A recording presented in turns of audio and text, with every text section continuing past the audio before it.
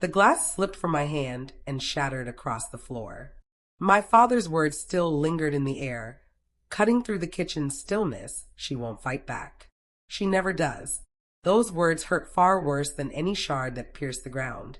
The scent of cinnamon and pine suddenly felt sharp, almost taunting. Warmth didn't belong in this house anymore. I knelt to gather the broken pieces, pretending to clean up the mess. But really, I was collecting the remnants of myself. In that heavy silence, something within me cracked and reformed. The obedient girl I'd been quietly died that night. My name is Evelyn Hart. And from that moment forward, every illusion they'd ever built around me began to burn. They assumed I'd bow my head, like always. But they were wrong. The quiet ones don't stay quiet forever. When I was 8, Lydia had a birthday party with a clown, piles of presents, and a towering 3-layer cake covered in frosting roses. My own celebration was a box of Domino's pizza, flat soda, and a half-burned cake. Mom said money was tight, but somehow Lydia's happiness always had a budget. I tried convincing myself it didn't matter, that love could show up in other ways. But in our house, love had a ranking system, and I was always at the bottom. At 12, I stopped asking to be noticed. At 16, I stopped expecting to be.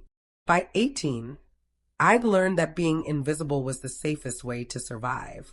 Graduation day proved the lesson true. The gym was packed with proud parents calling out their children's names. I stood there with my diploma, searching the crowd for familiar faces. None were there. My family was out buying things for Lydia's college dorm instead. People always called me the quiet one, the steady one. But silence wasn't strength back then, it was a shield. Years passed. While they celebrated Lydia's promotions, her wedding, her kids, I built something they could never give or take away. Stability. My condo became proof of that. My first true space that smelled like calm. I kept the decor simple, cinnamon candles, pine garlands, soft light. It was mine, earned without their approval or their help. At night, I'd stand in the center of that quiet, listening to the faint hum of the city below. Freedom had a sound, soft, distant, and achingly lonely. It was beautiful, and it hurt. That was the problem. To people who live off control, independence looks like defiance. Sometimes I remember my father's promise from when I was little. I'll always protect you, Evie. But his protection turned into silence, his favorite disguise. Now that silence belonged to me, though I used it differently. That night in the kitchen wasn't the first betrayal. It was the final one. They'd taken my voice for years. Now, they were about to learn what silence really sounded like. The morning after that dinner, the air felt heavier. Even the sunlight hesitated to touch the kitchen tiles. Lydia leaned against the counter, too relaxed to be innocent. "Wouldn't it be fun if we moved in here with you?" she said, her tone sugary sweet, the kind that hides a blade beneath. "The kids would love it," she added, smiling wide. My parents exchanged a quick, knowing glance, rehearsed, practiced. I forced a tired smile, lowering my eyes like always. "Maybe that could work," I murmured softly. "If it helps everyone." Her face lit up, eyes glistening, triumph dressed up as affection. They thought I'd caved again, but submission had become the mask I wore best. Inside, something sharper began to move. For years, I'd confused silence with peace. Now I understood it could also mean preparation. That afternoon, I stopped by my mother's house, pretending to return a forgotten Christmas ornament. The air carried that mix of her perfume and bleach, the scent of order and control. She busied herself with the cookies while my eyes caught on the papers. A tidy stack, perfectly aligned at the table's edge. Curiosity drew me closer. Legal headings, fine print, and there, my name, signed in a handwriting that wasn't mine. The signature looked practiced, but off. My chest tightened. For a second, the room swayed, the world narrowing to ink and betrayal. My fingers brushed the letters, trembling. They'd actually done it. Tried to take my condo. Every gentle conversation, every softened tone, all of it had been leading to this moment. When my father walked in, he stopped cold. Then that familiar, polished smile appeared, the one reserved for funerals. "Ah, Evie," he said too casually. "You weren't meant to see that."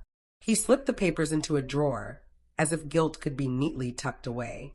It's just about keeping the family together, he added, like erasing me was an act of devotion. My lips parted, but no sound escaped. Rage sat too heavy in my throat to move. In that instant, flashes of every quiet betrayal flooded back. Forgotten birthdays, broken promises, apologies that never came. Every time I'd swallowed, anger now surged up, sharp and burning beneath my ribs. I excused myself calmly, walked out, and didn't breathe until I reached my car. My hand shook so violently I could barely turn the key. My nails cut into my palm until the skin split, a thin line of blood, bright and clean. That's when the truth crystallized. I wasn't their daughter. I was an inconvenience. The engine roared to life, and under its growl, one thought thudded steady and sure. If they wanted a war, I'd fight it, but on my terms. Meeting Laura felt accidental, though maybe it wasn't. A quiet Tuesday at a cafe near my office. She recognized me first, an old acquaintance from years past. Her voice carried the weary weight of betrayal. We spoke about family, about trust twisted into a weapon. When I mentioned the condo, she placed her cup down slowly. If you ever want out, she said, I'll buy it. Market rate. No drama. The words lingered between us like a hidden escape hatch. I smiled, really smiled, for the first time in months. Sometimes freedom wears the face of a contract. That night, I crunched the numbers, combed through every clause. Each digit held a memory. Every line felt like a farewell. By dawn, the plan had formed. Sell, transfer, vanished from their reach. Laura was steady where I burned. Within a week, it was done, documents signed in silence.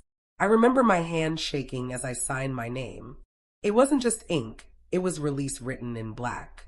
The funds moved to a trust under my sole control, clean, sealed, unreachable. Meanwhile, I played the role they expected, the compliant daughter, the agreeable sister. I even helped Lydia choose curtain colors for her new place. She laughed, said I had great taste. My mother's eyes filled with tears, touched by my supposed kindness. Even my father looked proud again. They fell for the act, every sigh, every downcast glance. None of them realized the script had changed. Online, Lydia shared photos, the U-Haul, the boxes, her fake fresh start. New year, new home, her caption read. Moving into my sister's gorgeous downtown condo. Hundreds of likes, dozens of comments, celebrating how close we all seemed. My parents shared it proudly, captioned with words about gratitude and family unity. I hit the like button, not out of agreement, but as a quiet countdown. A few days later, Lydia texted, we're moving in. This weekend, Red Heart.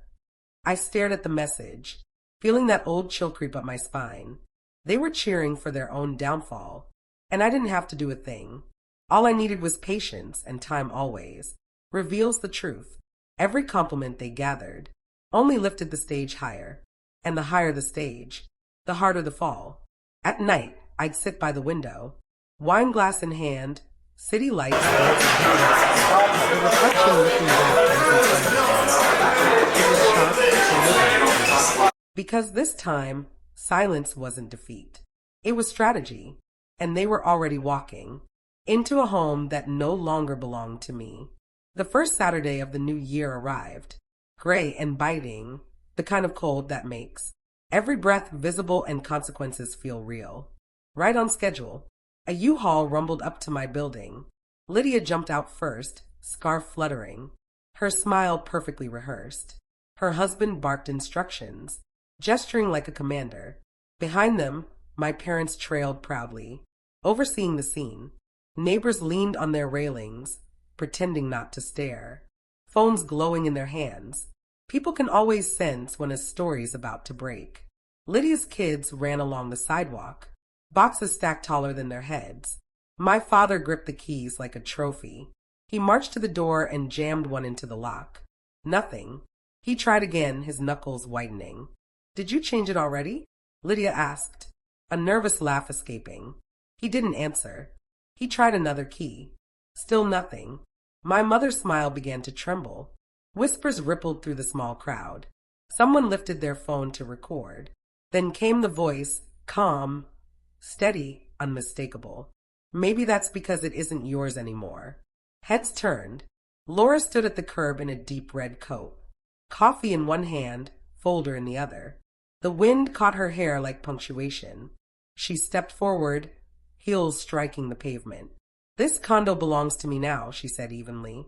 "Evelyn sold it weeks ago. I have the proof." She raised the documents, stamped, notarized, and undeniable. For a beat, silence swallowed the street. Then everything started to unravel. My mother's hand flew to her chest. Lydia's face went ghost white. Her husband stammered, "That's impossible." But the papers didn't care about disbelief. They only spoke in ink and fact.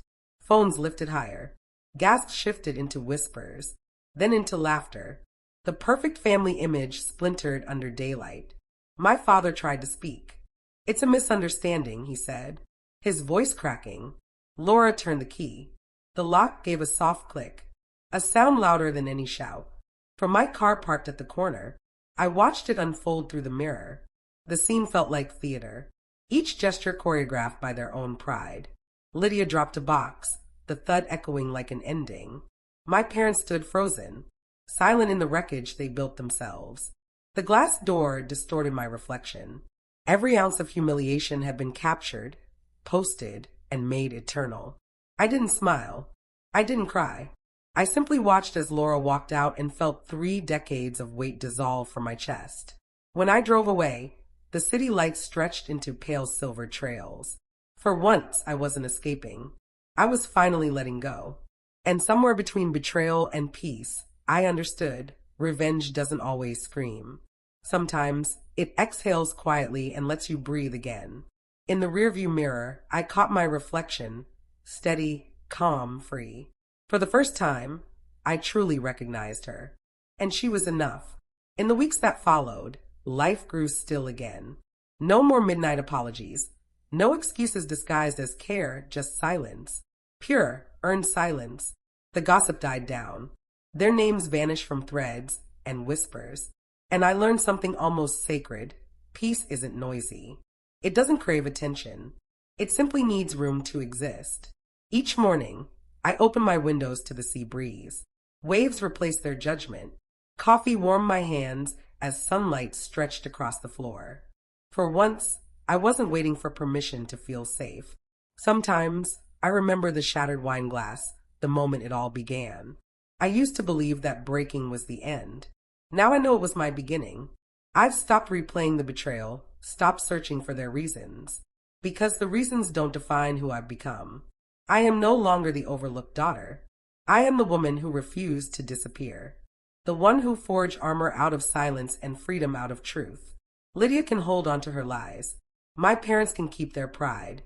I have my peace, my name, and the life they never thought I'd create.